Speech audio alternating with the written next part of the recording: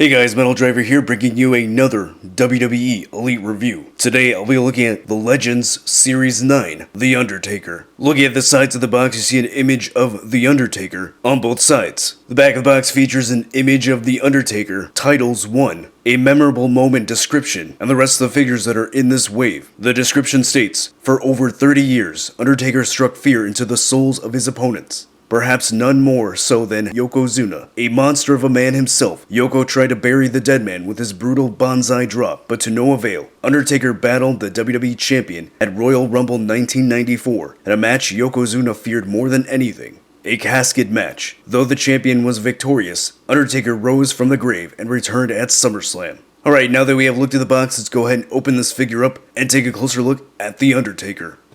Alright, and here is the Phenom, The Undertaker, out of the packaging. But before we take a look at the figure, let's go ahead and look at the accessories that he comes with.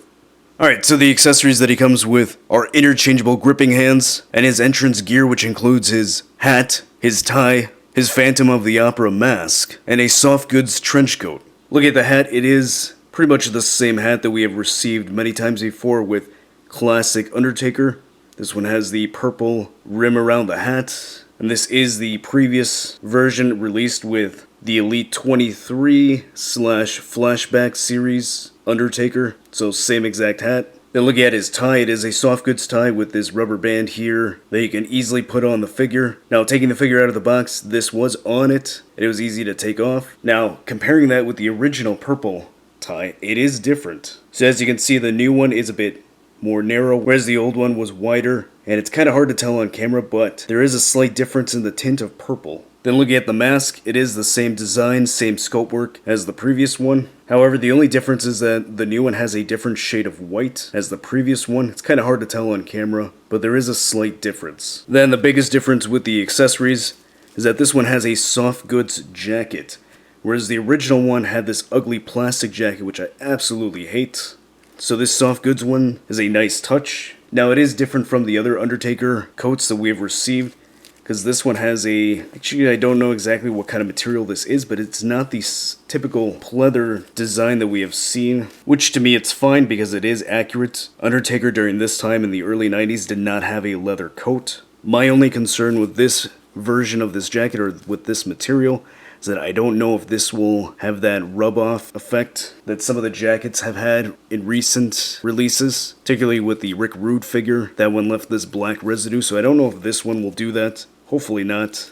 I have not seen any reports on that. Alright then, taking a look at the head sculpt. This is, for me, the biggest selling point of this figure, is that we get an updated head sculpt with the True Effects printing and this hair in front of his face. So this is really well done. Now the face scan isn't brand new, I don't think. I'm pretty sure this is the same one that was released with that SummerSlam series, which was the American Badass Undertaker. But the True Effects printing does make it look updated and realistic. And then they added this hair effect in front of the face, so that is really awesome.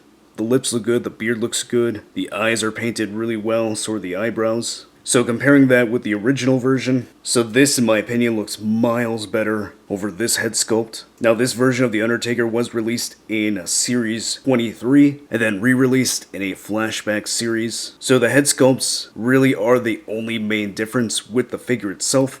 The body is exactly the same scope work. However, an issue that I had with my original one is that the waist was very loose. This one does not have that same looseness, whereas my original here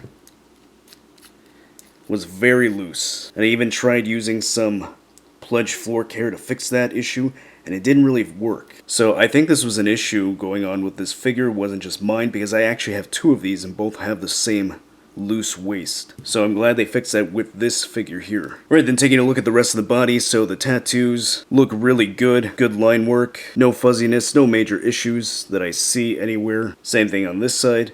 And look at the other arm, tattoos look really good. Good clean line work, good paint. So this is something that Mattel usually does a good job on, are the tattoos. I really don't see major issues with that often. Alright, then looking at the body, as I mentioned, this is the exact same body as the previous version. So this was his design back in the early to mid 90s. So not much going on here. It's just black plastic, no extra paint. Same thing with the legs. Just solid black plastic here. Then looking at the boot covering, it's purple and it's got these silver buttons here on the side, which is painted pretty well. It's not exactly symmetrical, but it does its job. Now on this side, looks pretty decent. No major sloppiness. Does look like that this side had extra coat of paint, whereas this one has only one coat, but not a big deal. Overall, pretty good looking figure. The body's pretty basic. It's very similar to the original. In fact, it's identical. But again, the biggest selling point is this head sculpt here.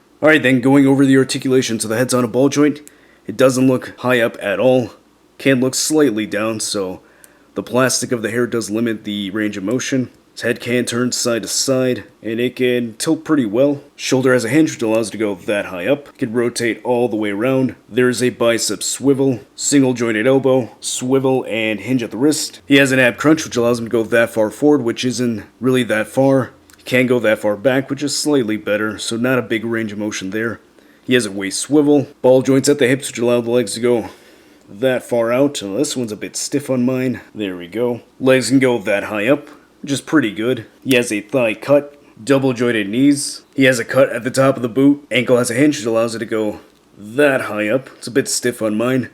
And that far down. And he does have some slight ankle pivot. Alright, and here's the new Legends Series 9 Undertaker, next to the original Purple Glove Elite figure, and the Decade of Domination Undertaker figure. And then here they are with their entrance gear on. Alright, and here's a quick close-up comparison of the Phantom Mask on the Undertaker figures.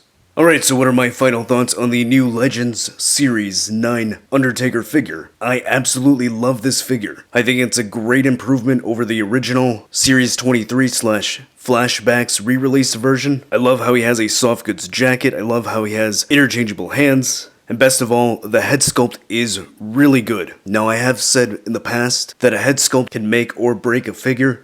And in this case, I think this head sculpt makes this figure. It is a vast improvement over the previous version. Now, my only slight concern that I have is that with this material of the jacket, is that it might leave some black residue on the arms. Now, that could just be me worrying for no reason, because I haven't seen any reports of that, and hopefully that is the case, that it doesn't happen. But I think this figure is worth picking up. I know that there are collectors out there that don't like having multiples of the same figure or don't care for re-released figures. In my opinion, I think this one is a much better improvement and it's worth getting even if you have the original. To me, it makes the original obsolete. And if you missed out on that original Purple Glove version, now is your chance to get a great updated version of the figure. So I think it's definitely worth picking up and adding to your collection. So if you do manage to see it, pick it up and you won't be disappointed. So if you like this review, go ahead and hit that like button. If you're new to the channel, subscribe so you can see more WWE Elite reviews. Follow me on social media so you can keep up to date with all my wrestling figure photography. Stay tuned till the end to see pictures of this figure in action, and I'll see you next time.